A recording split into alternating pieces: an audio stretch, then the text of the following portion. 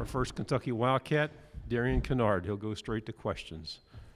To your left, second row. What advice did you get that led you to say no to the pros and come back? You know, I felt with this team that we were going to have a great opportunity this year to do something special. And on top of that, for a personal reason, you know, to show that I'm not just a right tackle, I'm one of the best left tackles. So I came back to prove that. Okay, we'll go over second row on your right. Hey, Darren, how has the NIL changed what you've done personally, and have you seen any other changes with guys in the locker room now being able to profit off their name, image, and likeness? Personally, with the NIL, I think it's a great opportunity for, you know, guys who don't continue on football, you know, to get an early start in something else they want to do if it goes down that route. Me personally, I feel like we should have just added more to stipend money every year, just because I feel like it'll take too much away from our personal goals. The whole reason we go to college is to get a degree and then go to the NFL. And I feel like with that, it might be a little bit of a distraction for some people. To your left up here, second row. Hey, Darian, it's a long way off, but I just want to get your thoughts on LSU going to Lexington. That hasn't happened in 14 years because of the way the SEC is structured and whatnot with the scheduling. How much are you looking forward to a home game like that this year? I feel like it's going to be high energy. Since we haven't had them in 14 years, you know, I feel like we're just going to plan like we do every other game. We plan on going out and winning, and that's what we do every other game. So I feel like it's just going to be high energy. On your right, front row. Speaking of that high energy and playing in front of home, this year should be, you know, kind of back to normal, playing in front of full stadiums again.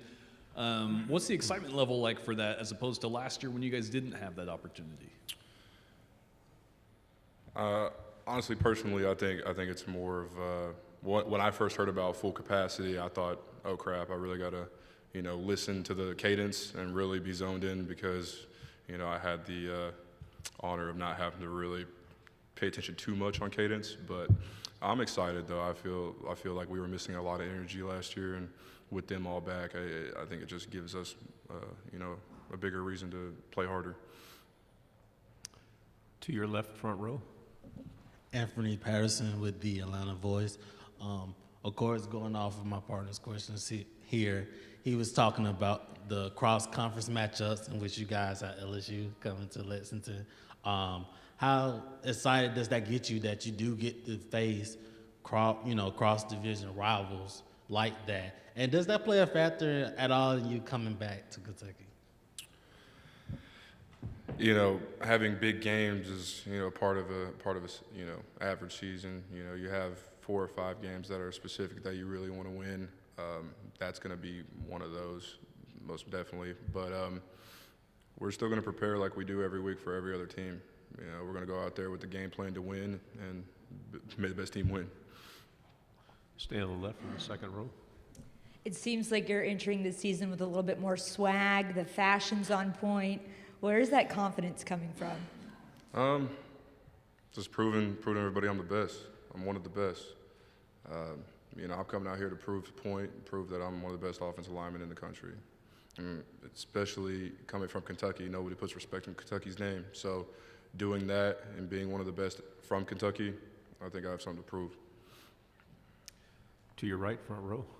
Speaking of that, the fashion and the swag, are you the best dressed at media days this week? I hope. That's the goal. And talking on the season, do you guys feel, what are the expectations like on the team heading into this year? I mean, do you guys feel like you've built something that, you know, you expect to be more competitive than Kentucky's been in the past? I feel like we're always competitive. Especially being an O-lineman, the whole, you know, grit, you know, that's how we were taught, come in, play hard, and never quit.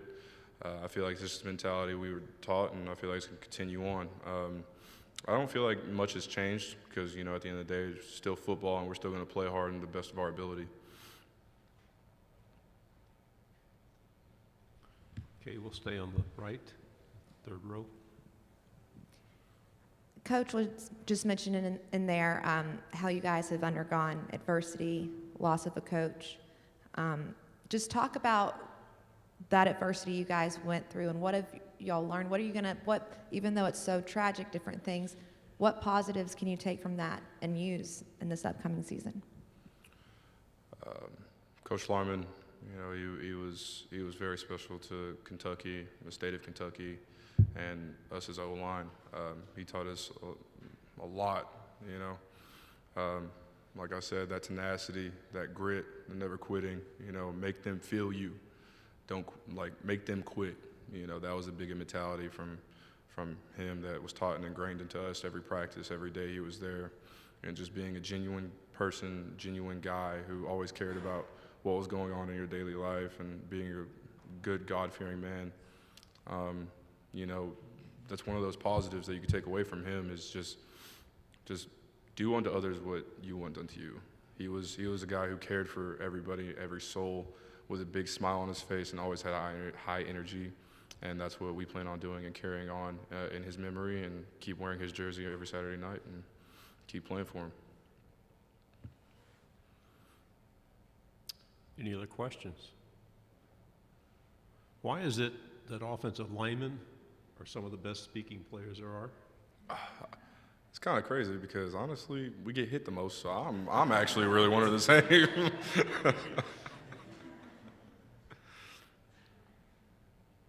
Okay, thanks very much. Thank you.